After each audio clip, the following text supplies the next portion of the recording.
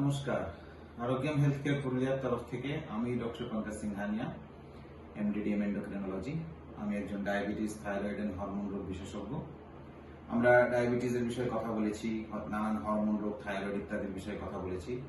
আজ আমরা ডায়াবেটিসের একটা বিষয়ে কথা বলবো। আমি আগেও আপনাদের সাথে কথা বলেছি যে ডায়াবেটিস পেশেন্টদের পায়ের তলায় অসাড় হয়ে যায়, নার্ভগুলো ড্যামেজ হয়ে যায়, যেটার জন্য আমরা ডায়াবেটিস পেশেন্টের স্নায়ু রোগ হয়। এবং সেই স্নায়ু রোগ হওয়ার ফলে ডায়াবেটিস পেশেন্ট যদি খালি পায়ে হাঁটে তাহলে পায়ে কিন্তু চোট লাগতে পারে, ঘা হয়ে যেতে পারে, কেটে যেতে পারে, বড় গ্যাংগ্রিন হতে পারে এবং অনেক ক্ষেত্রে পায়ের আঙুল বা পাও কেটে বাদ দিতে হতে পারে। এবং কিছু কিছু ক্ষেত্রে মানুষও মারা গেছে ডায়াবেটিসের পায়ের ঘায়ের জন্য। এই পরিস্থিতিতে তাহলে আমাদের এই পেশেন্টগুলোর জন্য কি অ্যাডভাইস বা কি উপদেশ থাকবে? একটা খুব সহজ উপায়, যদি আমি কিছুই না বুঝি, কিছুই না করি, তাহলে হলো একটা ভালো পায়ে জুতো পরা। এমন একটা ফুটওয়্যার বা একটা জুতো পায়ে পরা যেটা কিন্তু আমার পা আগা থেকে গড়া দুটো পাকেই পুরো প্রোটেকশন দেবে। আমি সবসময় বলি, এবং আমার চেম্বারের চারিদিকে আপনি দেখবেন ফলা করে লেখা আছে যে ডায়াবেটিস রোগী খালি পায়ে হাঁটবেন না, না বাড়িতে না বাড়ির বাইরে। খালি পায়ে হাঁটা কিন্তু আমাদের একটা কুসংস্কার আছে। আমি একদম মনে করি অনেক পেশেন্টরা বলেন যে খালি পায়ে হাঁটলে ডাক্তার ভালো থাকবে, সুগার কমবে, প্রেশার কমবে। একেবারে ভুল, এটা সম্পূর্ণ ভুল। খালি পায়ে হাঁটলে চোট লাগবে, ঘা হবে, পা কেটে ফেলে দিতে হবে। তাই খালি পায়ে হাঁটবেন না। বাড়ির জন্য আলাদা জুতো বা চপ্পল এবং বাইরের জন্য আলাদা জুতো। সব সময় জুতো, চপ্পল নয়। ভালো জুতো পরে হাঁটবে ডায়াবেটিস পেশেন্ট। কি ধরনের জুতো? এমন জুতো যেটা সামনে থেকে পেছন অবধি পুরো কভার করে থাকবে।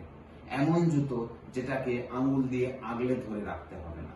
এমন জুতো যার সোল মোটা থাকবে এবং কিছু ঢুকে গেলেও সেটা কিন্তু পা অবধি পৌঁছাবে না।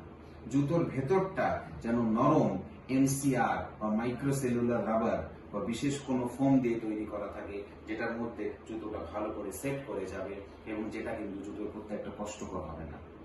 জুতোর সাইজটা আপনার পায়ের সাইজ থেকে একটু বড় হবে, যেন ভেতরে আঙুলগুলো এরকম ক্রাঞ্চড হয়ে বা আঙুলগুলো এরকম কুকড়ে না যায়, আঙুলগুলো সোজা থাকে। কারণ এইভাবে কুকড়ে গেলেই কিন্তু আঙুলের ডগায় আলসার হয়ে যেতে পারে। জুতোর ওপরে ভালো করে স্ট্র্যাপ থাকবে, জুতোর পেছনেও ভালো করে স্ট্র্যাপ থাকবে, যেন জুতোটা আপনার পায়ের মধ্যে ধরে রাখা যায়। জুতোটা পাকে ধরবে, পা জুতোকে ধরবে না, এটা মাথায় রাখবেন। পাকে যেন হাঁটার সময় জুতোকে ধরে রাখার চেষ্টা না করতে হয় সব সময়, তাতেই কিন্তু পায়ে ঘা হওয়ার সম্ভাবনা থাকে, কারণ এক্সেস প্রেসার পড়ে। জুতো যেন খুব সহজভাবে পাটাকে কভার করে এবং সেটা নিয়ে আপনি হাঁটতে পারেন, কিলোমিটার দর কিলোমিটার যত খুশি আপনি হাঁটতে পারেন।